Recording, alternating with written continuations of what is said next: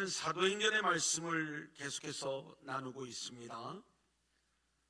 지난 시간에는 복음적 열심 그리고 종교적 열심에 대한 말씀을 나누며 이 모든 상황을 뛰어넘는 하나님의 열심에 대하여 찾아보았습니다.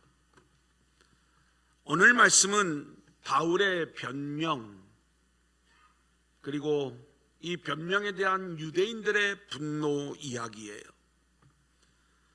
자신을 죽이려는 유대인들 앞에서 복음을 위해 변호하는 바울의 변명 이야기, 그리고 이 변명을 들으며 분노하는 유대인들의 이야기 속에 놀라운 복음이 담겨져 있는 거예요. 오늘도 주시는 말씀을 통해서 저와 여러분 모두가 함께 은혜 받는 귀한 시간들이 될 수 있기를 소원합니다. 아멘. 자, 우리 한번 따라해 볼까요? 바울의 변명. 바울의 변명. 자, 21장 마지막 부분이죠. 39절, 40절 읽고 시작합니다. 시작. 바울이 이르되 나는 유대인이라 소읍이 아닌 길기야 다소시의 시민이니 청컨대 백성에게 말하기를 허락하라 하니 천부장이 허락하거늘 바울이 층대 위에 서서 백성에게 손짓하여 매우 조용히 한 후에 히브리 말로 말하니라. 바울은 그 마음속에 예루살렘을 향한 비전을 가지고 있었고, 그리고 이 비전을 이루기 위해 생명을 걸고 예루살렘에 들어오게 된 거예요. 그런데 우리가 지난주 말씀을 나누었던 것처럼 예루살렘에 와서 뭔가를 시도해 보기도 전에 유대인들에게 붙잡히는 상황이 되었고, 지금까지 그의 인생 가운데 가장 죽을 수밖에 없는 인생의 위기를 맞이하게 되는 거예요. 복음적 열심을 가진 바울과 종교적 열심을 가진 유대인들의 충돌이 나타나게 되었던 것이죠. 그리고 이 충돌은 오늘도 계속되어지는 것을 보게 됩니다. 이 위기의 상황에서 하나님이 천부장을 보내시죠. 물론 천부장은 자기의 직무를 감당하기 위해 자신의 일을 한 것이지만, 유대인들의 소동의 소문을 들은 천부장이 달려와 유대인들과 바울을 분리해내므로 바울은 자신의 생명을 구할 수 있었을 뿐만이 아니라 천부장에게 기회를 얻어 많은 유대인들 앞에서 말씀을 전할 수 있는 기회를 얻게 된 것, 이게 오늘 본문의 배경이 되는 거예요. 자, 이제 바울의 변명이 시작됩니다. 1절 같이 보겠습니다. 시작. 부형들아, 내가 지금 여러분 앞에서 변명하는 말을 들으라. 우리는 변명이라는 말이 참 어색합니다. 실제로 오늘 본문의 내용을 보면 바울의 간증 이렇게 표현을 하면 우리가 좀 더 쉽게 이해할 수 있을 터인데, 저는 성경적인 용어를 주로 제목에 그대로 사용하기 때문에 오늘 바울의 변명 이렇게 제목을 정한 거예요. 이 변명이라고 하는 말은 헬라어로 아폴로기아라고 하는 단어를 쓰고 있는데, 물론 자신을 변호하는 말이라고 하는 직접적인 의미가 있어요. 근데 오늘 이 바울의 변명 이야기를 우리가 들어보면 바울이 단순히 자신을 방어하는 변호에만 말씀이 그치는 것이 아니라 그 변명을 통해서 복음의 진리를 드러내고 예수를 전하고자 변명하고 있는 것을 우리는 보게 되는 것이죠. 아멘. 자, 그 내용이 어떤 내용인가? 우리가 한 세 단원으로 좀 나눠볼 수가 있는데, 첫 번째 3절로 5절입니다. 시작. 나는 유대인으로 길리기아 다소에서 났고 이 성에서 자라 가말리엘의 문화에서 우리 조상들의 율법의 엄한 교훈을 받았고 오늘 너희 모든 사람처럼 하나님께 대하여 열심히 있는 자라.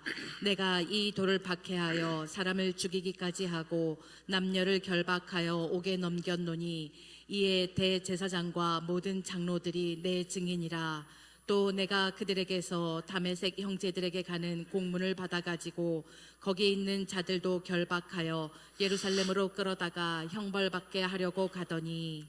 바울은 이제 먼저 자신에 대하여 변명하기를, 첫 번째 변명의 내용은 한마디로 자신은 찐 유대인이었다는 거예요. 골수 유대인이었다는 말씀이죠. 나는 길리기아 다소에서 출생했고 가말리엘 문화에서 엄격한 율법 교육을 받았고 하나님에 대한 열심을 가진 자여서 자신이 찐 유대인으로 움직였을 때에는 그리스도인들을 박해하면서 그들을 결박하여 옥에 넘기고 때로는 죽이기까지 한 오직 유대교와 율법만 아는 찐 유대인이었다, 이 간증을 하고 있는 거예요.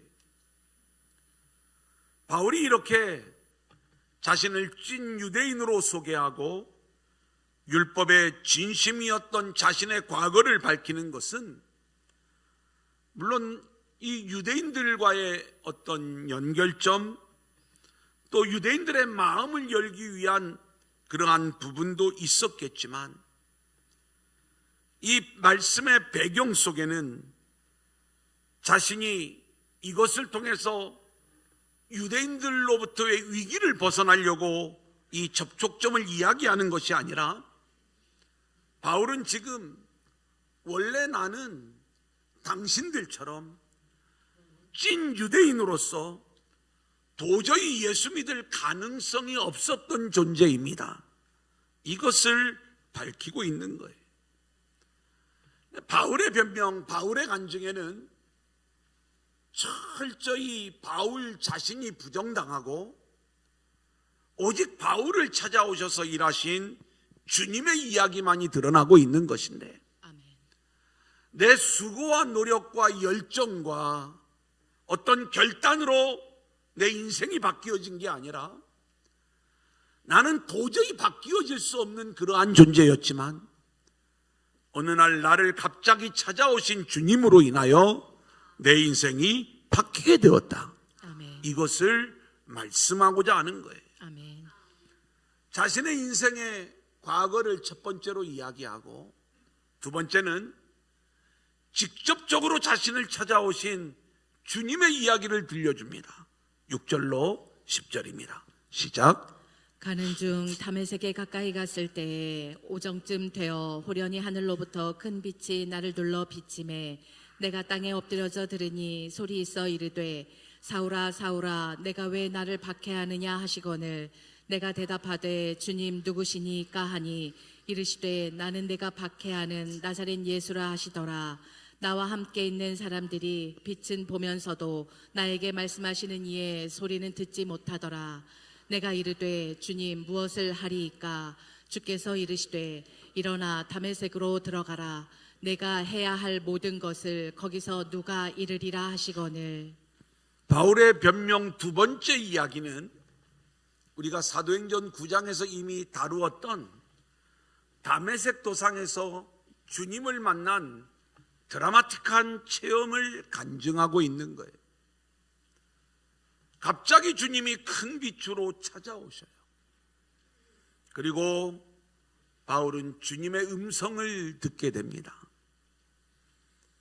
여러분, 우리가 보통 이런 간증을 들을 때마다 어떤 반응을 하게 되냐면, 내 인생에도 뭔가 강렬한 빛으로 찾아오시는 주님을 좀 만났으면 좋겠고, 주님의 음성을 듣는 이러한 신비한 체험이 우리 가운데도 있었으면 좋겠다 하는 부러움으로 이 말씀을 대할 때가 많이 있고요.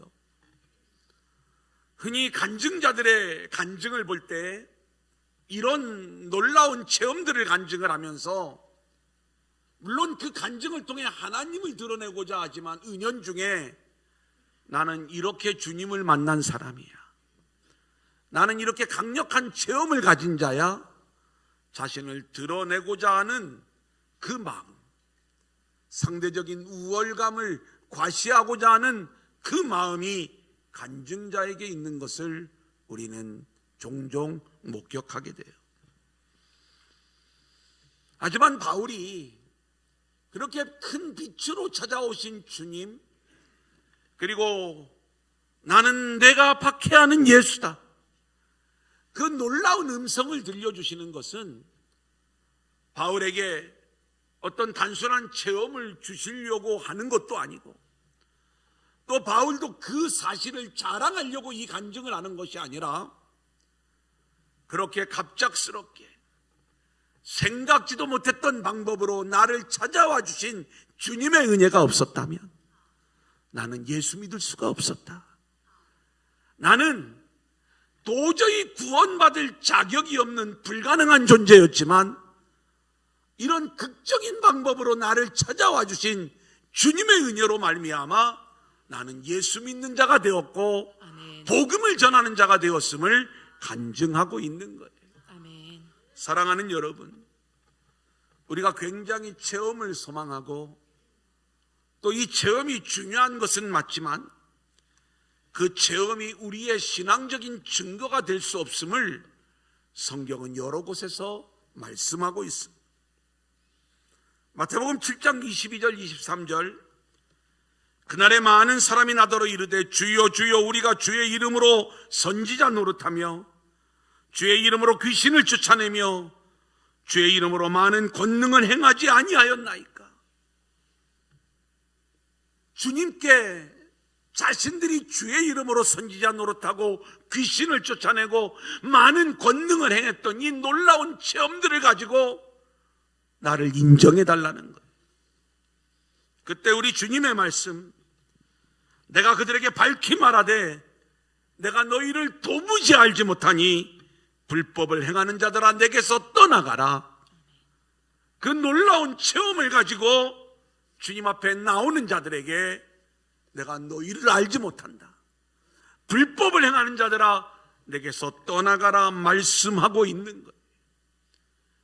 체험이 중요한 것은 맞지만 우리가 그 체험은 나를 증명하는 도구로 사용되는 것이 아니라, 하나님께서 우리에게 놀라운 체험을 주실 때 그 체험은 오직 주님만을 드러내는 도구로 간증되어야 될 줄로 믿습니다. 아멘. 이제 11절로 16절입니다. 나는 같이 볼까요? 시작.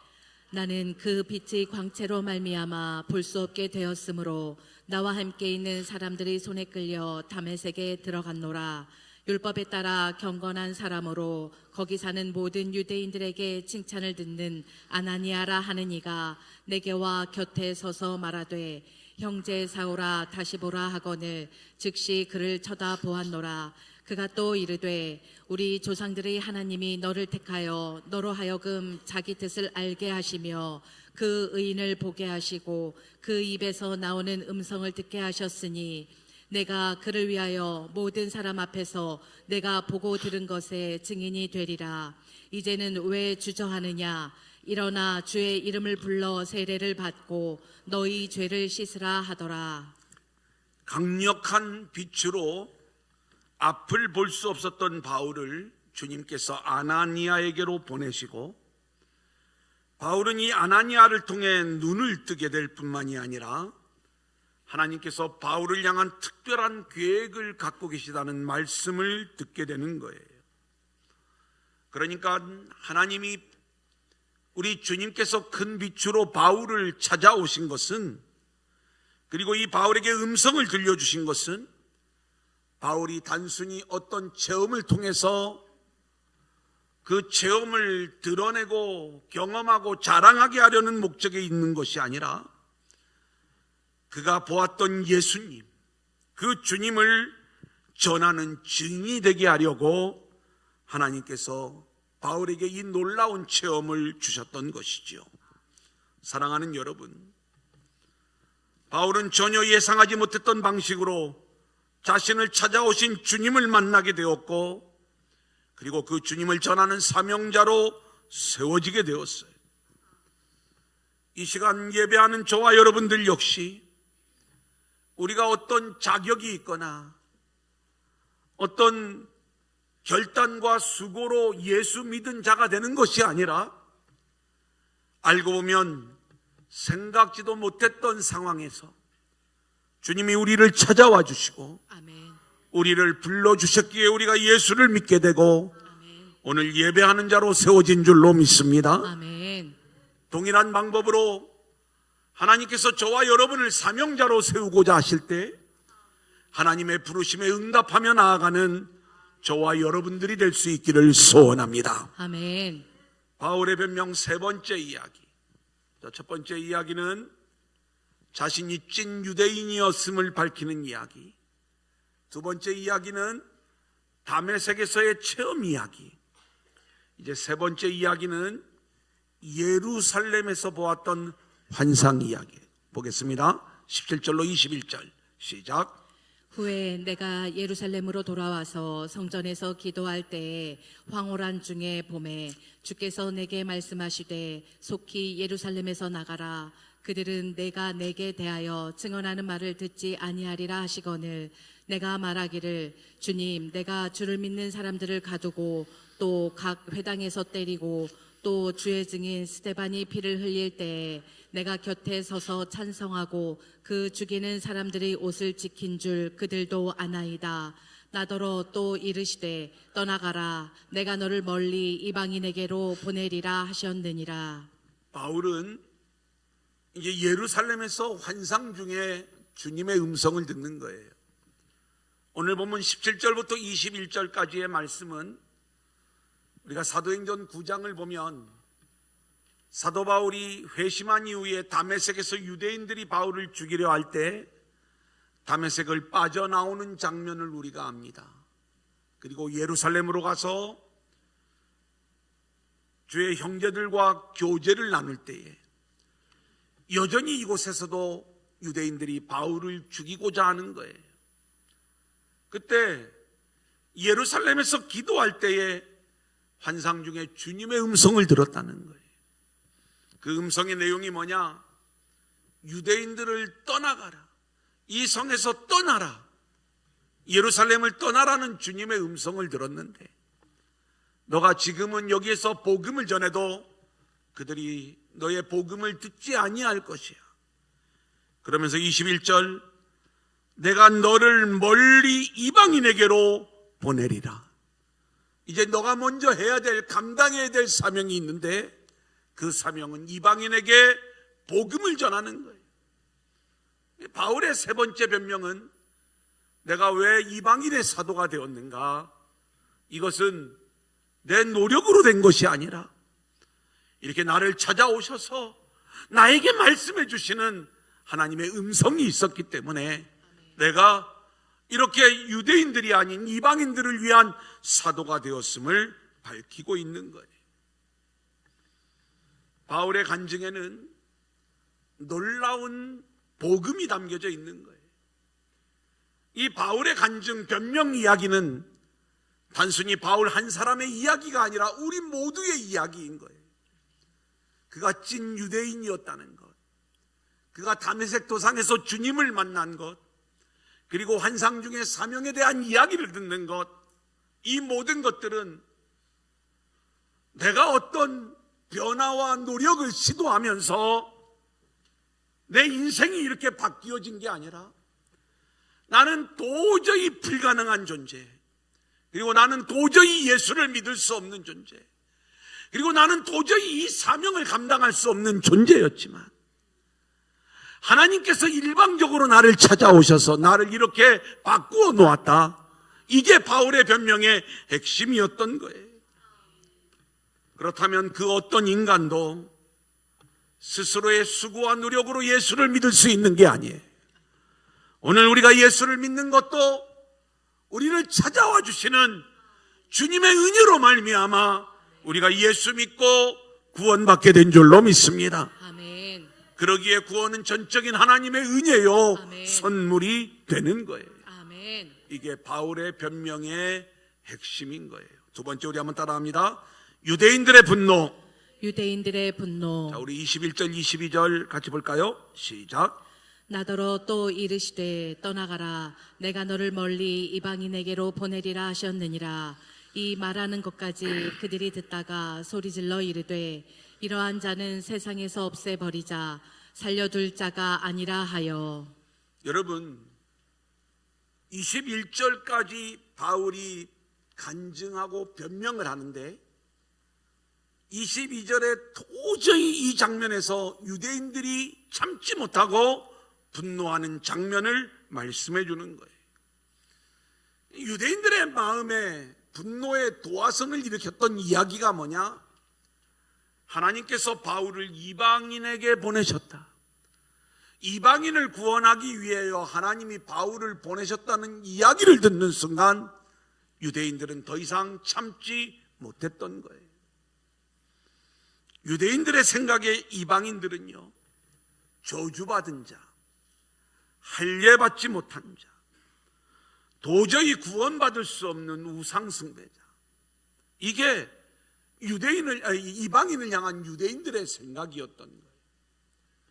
지난주에도 말씀을 드렸지만 오직 하나님의 선택은 유대인에게만 있는 것이고 이방인들이 그들이 구원받기를 원한다면 그들도 죄를 회개하고 할례를 받고 그리고 율법을 지키는 유대인처럼 되어야지만이 구원을 받을 수 있는 것이지, 이방인에게는 도저히 구원의 가능성이 없다고 하는 것, 이것이 유대인들의 전통적인 생각이었는데 이들의 이 도저히 물러설 수 없는 이 부분을 바울은 하나님께서 이방인을 위한 구원 계획을 가지시고 그리고 그 이방인들을 위하여 나를 보내셨다, 이 이야기를 하는 순간 선민의식과 이 유대인 우월의식, 율법을 가진 자의 의식을 가지고 수백 년, 수천 년을 살아온 이 유대인들은 이러한 바울의 이야기를 받아들일 수가 없었던 것이죠. 그래서 소리치며 분노하는 장면을 우리 가운데 보여주는데, 자, 그 분노의 모습이 23절입니다. 우리 한번 같이 볼까요? 시작. 떠들며 옷을 벗어 던지고 티끌을 공중에 날리니. 여러분 성경에 보면 유대인들이 분노할 때 이런 장면들을 보게 됩니다. 때로는 참담한 마음을 표현하는 게 옷을 찢는 장면이죠. 이 옷을 벗는 것도 마찬가지의 이야기예요. 유대인들은 신성 모독에 대한 이야기, 아니 이건 우리들을 비난하는 정도가 아니라 하나님을 모독하는 일이야. 지금 바울이 이방인을 위한 하나님의 계획을 이야기하는 순간에 그건 바울 너가 잘못된 거야, 이 정도를 뛰어넘어 지금 하나님을 모독하는 말을 하고 있는 거야. 이 마음으로 옷을 벗는 거예요. 그리고 티끌을 날렸다, 이렇게 이야기를 해요. 이 티끌은요, 더러운 또는 심판의 의미를 가지고 있어요. 바울 너는 도저히 구원받지 못할, 용서받지 못할 더러운 존재고 결국 하나님의 심판을 받을 수밖에 없는 존재임을 이 티끌을 날리는 모습을 통해서 그 분노를 표현하고 있는 거예요. 여러분 이 장면은 욥기 2장 12절에도 나와요. 눈을 들어 멀리 보매 그가 욥인 줄 알고 알기 어렵게 되었으므로 그들이 일제히 소리질러 울며 각각 자기의 겉옷을 찢고 하늘을 향하여 티끌을 날려 자기 머리에 뿌리고. 욥의 친구들이 이 심판 가운데 있는 욥의 모습을 보면서, 고난 가운데 있는 욥의 모습을 보면서 참담한 그들의 마음을 옷을 찢고 티끌을 날리는 모습으로 표현하고 있는 장면들을 우리는 보게 되는 것이죠. 자, 오늘 이 유대인들의 분노는 전통과 선민의식과 자기들의 고집을 내려놓지 못하는 유대인들의 분노였음을 우리는 보게 되는 거예요.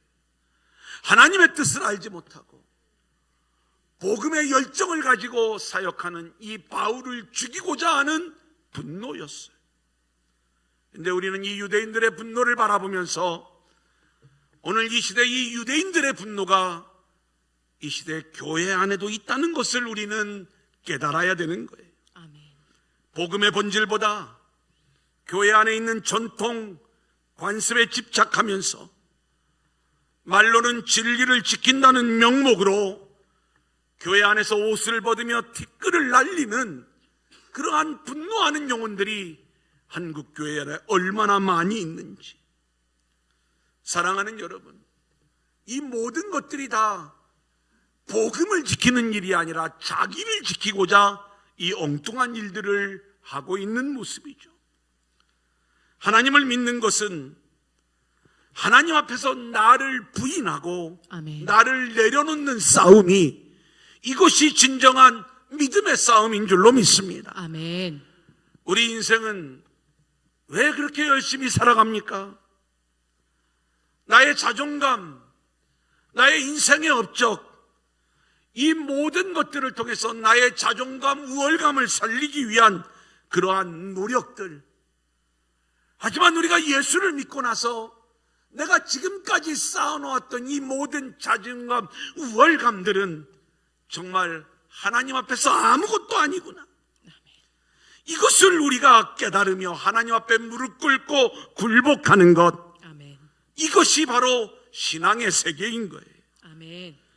그럼에도 우리에게 유대인들과 같은 이 분노가 가득 차 있는 것은 아직도 우리는 내 안에 있는 우월감, 또 나의 기득권, 이 나의 자존감을 지키고자 하는 이 악한 본성이 여전히 남아있기 때문인 거예요. 여전히 이 시대의 성도들은 자신의 기득권이 인정받지 못할 때, 자기의 행위가 인정받지 못할 때 분노하고 있어. 자신의 신앙의 업적이나 경력이 인정받지 못하고 내 생각대로 교회가 움직이지 못할 때에 분노하는 모습을 보이는 거예요. 어느 정도로 분노하는가?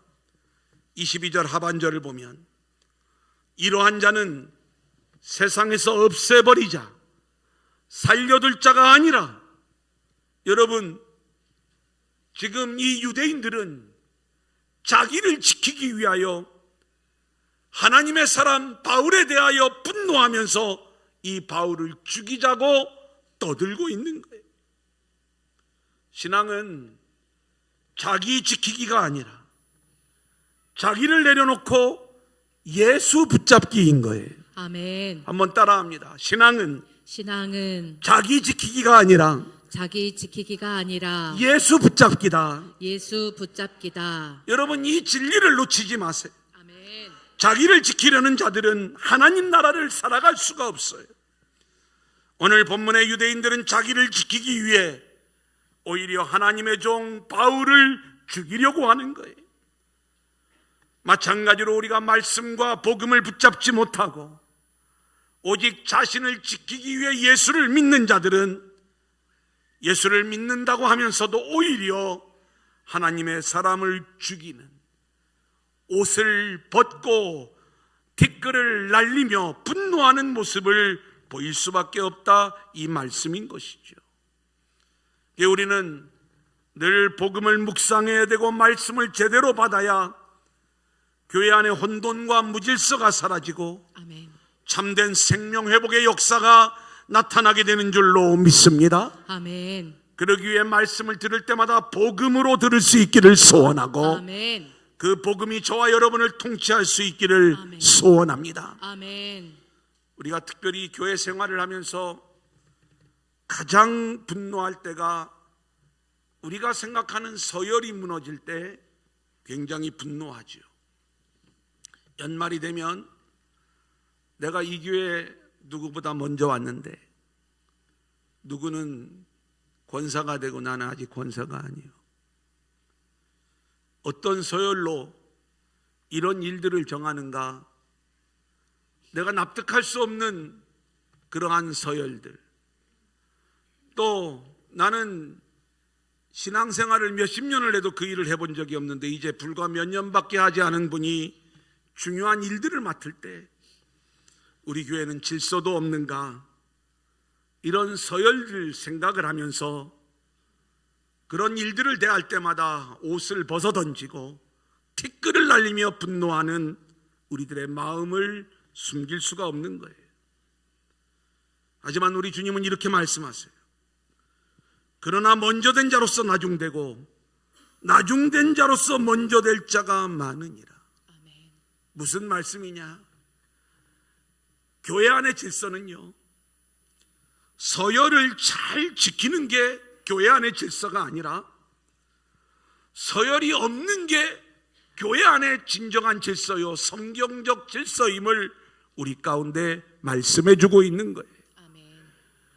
처음과 나중, 이것을 이제는 반대로 나중된 사람이 먼저 됐으니까 교회 안에서는 거꾸로 처음 나온 사람이 대접받아야 된다, 이 얘기를 말씀하는 게 아니라 교회 안에서는 처음과 나중을 따지지 말라는 것, 먼저와 나중의 개념을 버리라는 것, 아멘. 이것이 교회 안의 진정한 질서임을 우리 가운데 말씀하고 있는 것이죠. 아멘.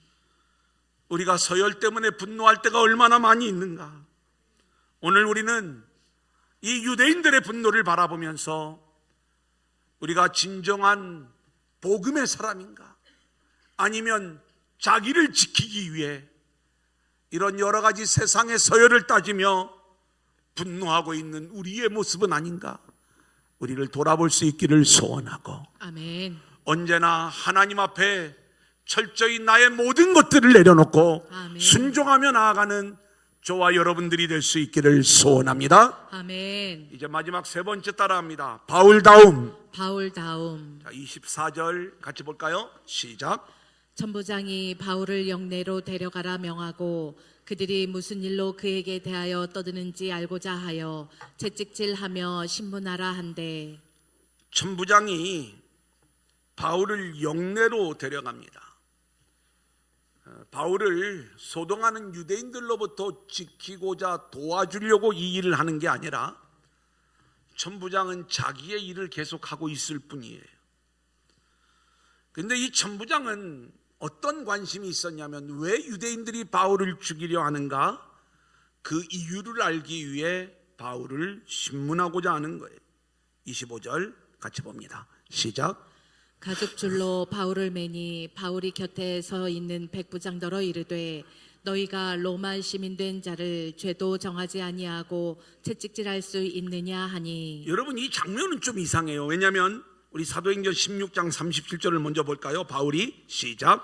바울이 이르되 로마 사람인 우리를 죄도 정하지 아니하고 공중 앞에서 때리고 옥에 가두었다가 이제는 가만히 내보내고자 하느냐, 아니라 그들이 친히 와서 우리를 데리고 나가야 하리라 한대. 여러분, 우리가 사도행전 16장에서 바울 자신이 로마 시민권자임을 밝혔던 적이 한 번 있어요, 이미. 근데 오늘 22장에서 또 한 번 자신이 로마 시민권자임을 밝히고 있죠. 근데 상황이 좀 달라요.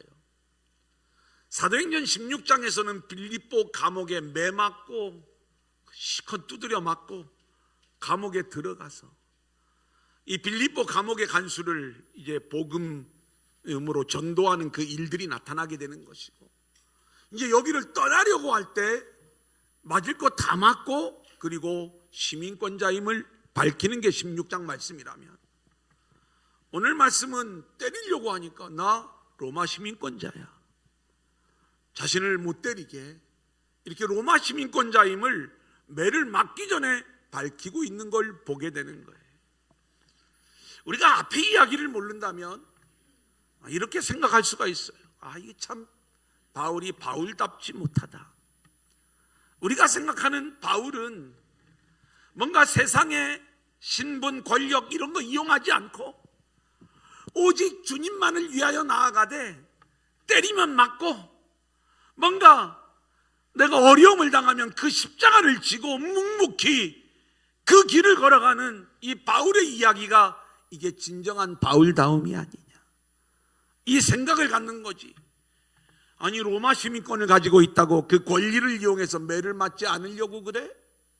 이해가 되지 않는 장면이죠. 그렇다면 사도행전 16장에서는 왜 매를 다 맞고 난 다음에 그 이야기를 했지?